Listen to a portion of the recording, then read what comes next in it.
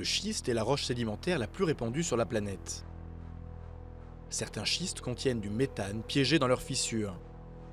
Les réserves mondiales exploitables de gaz de schiste représenteraient plus de 206 000 milliards de mètres cubes, soit un peu plus que les réserves prouvées de gaz conventionnel. Près de la moitié se trouve en Asie et en Amérique du Nord. À la différence des réserves conventionnelles, la roche est ici à la fois source et réservoir. Il est donc impossible de pomper comme dans les poches de gaz naturel. Les quantités de gaz de schiste par mètre cube de roche sont très faibles et son extraction est techniquement complexe.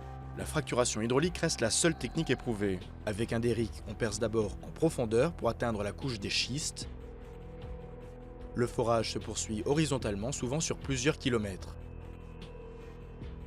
Ensuite, d'énormes quantités d'eau sont injectées, elles cassent les schistes, libérant le gaz. Cette technologie nécessite non seulement des millions de litres d'eau, mais aussi l'addition de nombreux produits chimiques.